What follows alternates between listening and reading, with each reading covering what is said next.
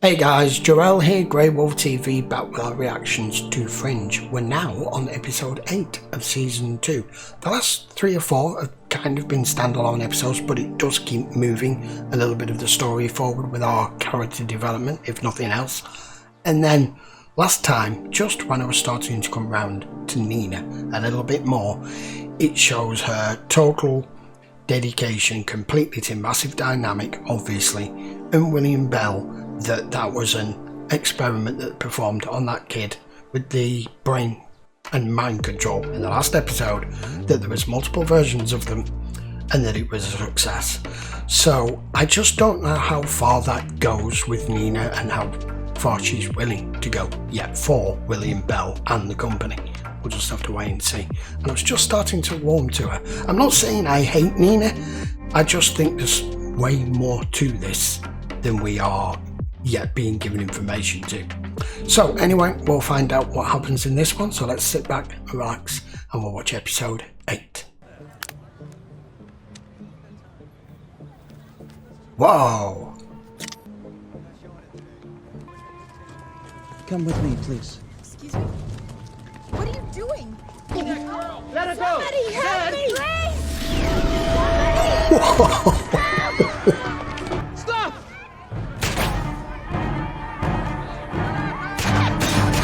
That just doesn't do anything. This is the map Mom left for us.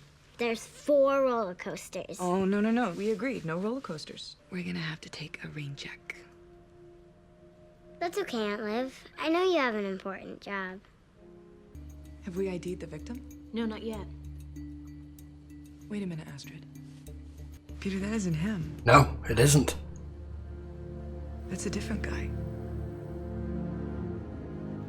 There's more than one observer. Yeah. What just happened right there? Was he hit? He caught the bullet.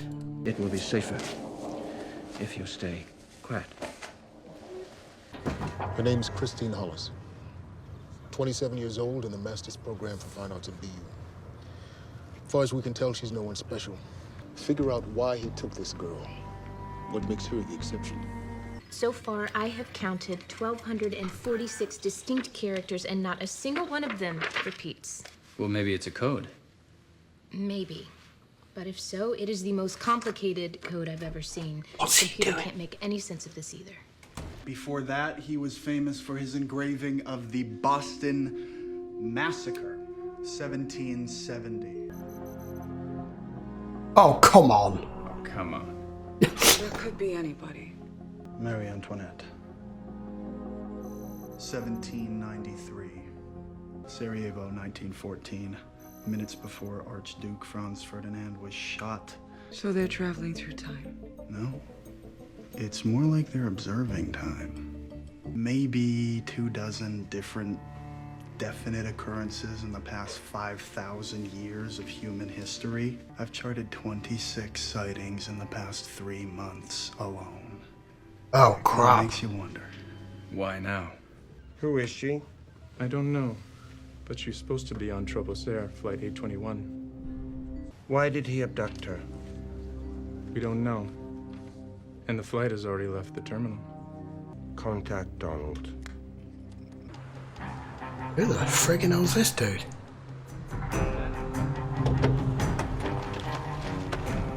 Silencer. They've sent him to kill her. Is this Christine? Yeah. It's a terrible story, actually. Her family was visiting relatives in San Francisco. A few hours after that photo was taken, there was a big earthquake. Was she supposed to be on this flight and something was meant to happen to her? This. Behind the father. No way. I thought you might be hungry. Why are you doing this? What do you want from me? It would be easier to show you. Ella and I had this whole day at the amusement park planned, and then dinner after. She was completely understanding when I told her that I had to work. Information on Provost Air Flight 821. I'm right. Flight 821. 21. Boston to Rome. She was supposed to die. She was supposed to be on that flight. I saved you. How did you? You don't want to know. You're not safe yet. What if he did? I mean, what if he somehow knew? He's working this code out. So you think this Brandon guy was right, that they can see the events before they happen? Then you are aware of the plane crash. Of course. Christine Hollis. I've observed this woman for much of her life. That is not reason to interfere with the course her life was meant to take. We have interfered before. Your oversight will be forgiven. But Miss Hollis must be corrected. We've already seen to it.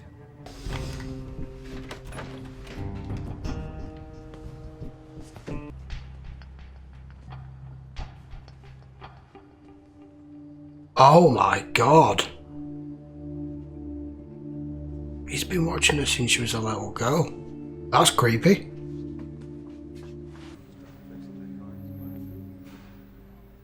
You got my message. He knows how to work it out. I suspected that a likeness of a nitrogen molecule would attract your attention. Your friend and I had a deal.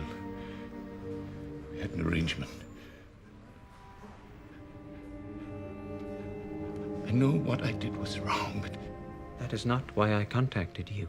And Agent Dunham, they'll want to know I'm talking to you. I suspect that they might be occupied right now.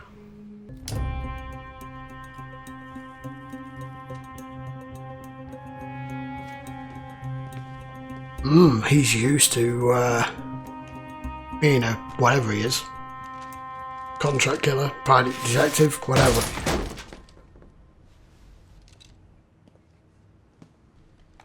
On your knees. Arse. Take it easy. Easy. Whoa! That was quick! God damn, Peter. I have interfered in the natural course of events. You have. To correct that, the others will try to kill Christine Hollis until they succeed. Wow. If we run, they will find us. If I stop the assassin, they will send another. You saw beyond the limitations of your problems. Not really. I just missed my son. May I ask, what is so important about Miss Hollis? I have never experienced such certainty. In that case, if you cannot persuade the others of your conviction, then you must do something to prove it. You must make her important. What that guy Brandon said about them being around for a long time? 1884. Apparently, it was a great year for blubber. Do you trust me? She should do now. Yes. You must do exactly as I say. Someone just called in a description of our second observer. He was spotted at a motel in Lowell. What are you doing? Tell me where she is. Goodbye. Oh shit.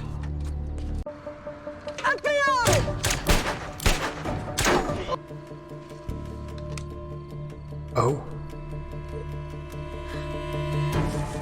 He's giving him his gun. Be careful. Oh no!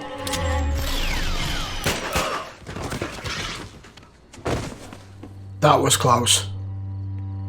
You'd have been dead then if it hadn't been for Peter. Jeez.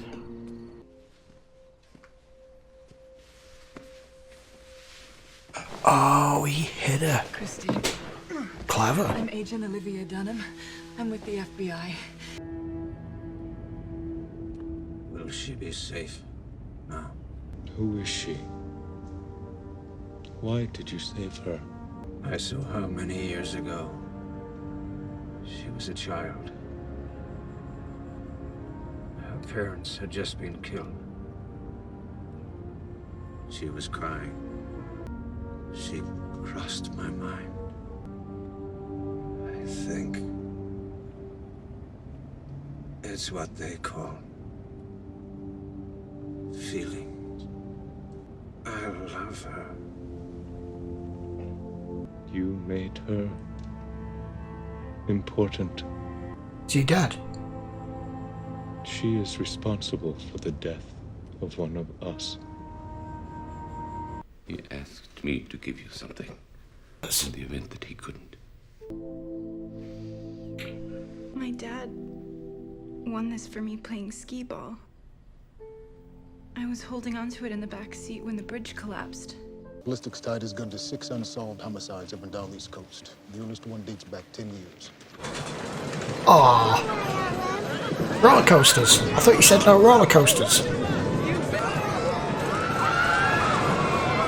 Look how happy she is. It's a shame things are about to get so hard for her. Are you kidding me? That was a brilliant episode. That's going to be the second best episode of the season so far. There's one other. Oh my god. I've got like 1,000 questions and I can't go through it all, guys. I just can't. Or this is going to be way too long a video. So, we now know there's more than one observer. We've just met 4 of them. They were all not happy with that guy because he's gone against their natural course of history or their orders or their rules or whatever. And he did all of this because he observed this little girl, this woman, when she was a little girl, felt sorry for her and he fell for her. And he said in the back of the car there to the observer that we're used to seeing, will she be safe now? And he said, yeah. He said, I think she she crossed my mind often. I think it's what they call feelings.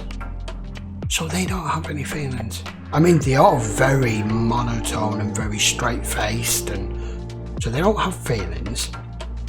They eat spicy food. They appear throughout history because that guy at Massive Dynamic has just shown us how many times he's spotted in famous paintings and historical documents every time they've popped up, which is weird. But they only turn up at significant events, he said, but they've started turning up a lot lately. And like he said, it makes you wonder what the hell's coming. And they've just said at the end, she's so happy, it's a shame things are about to get a lot worse. What the hell's going on? I am so confused. I mean, I understood the episode as a whole, but they've just thrown another 1,000 questions in that we didn't know about these observer guys that we have no bloody answers to. I knew Walter was up to something in that episode. John Noble, the actor, has a very good way of portraying on screen what he needs to without saying anything. He was doing it with just looks. That sly look that he kept giving, you knew he was trying to make sure they were watching him decipher that code from the book. And all it was him leaving the book there to tell Walter to meet him. So Walter understands everything he wrote in that book, if that's their language or whatever. But it seems a really complicated language because Astrid couldn't work it out. She said there's no repeating characters, which is really weird. So is it mathematical? I've got so many questions. So in the end, what made that girl important? Because the rest of them didn't find her important. They said she was of no significance than anyone else. Was she's now responsible for the death of one of them, which now makes her important enough for them to allow her to live, even though she wasn't meant to, because she was supposed to be on that flight. So now they'll leave her alone. That's really weird. And the questions I've got is, he was prepared to save her, and the other guy saved Walter and Peter all those years ago. And when Walter met him in the restaurant, he said, please don't take him away. What was it he said? I know I did something wrong. What the hell did he do? 1,000 questions, guys. Sorry. I know all you lot may know because you've seen this, but I haven't. I'm sure I will slowly get some answers, but that was a really, really good episode. Right, that will do. Episode 8 of Fringe. I will be back with episode 9 later in the week. This is the first one of the 2 that we do for the week. Please let me know in the comments what you think of the video, but don't give away any spoilers or answers to questions that the series hasn't given me yet. And I will be back for the next one fairly soon. So go hit that subscribe, turn your notifications on, go follow me on Twitter, all the social media stuff, and I'll be back with the next one very soon. Until then, guys, thanks a lot for watching. Take care.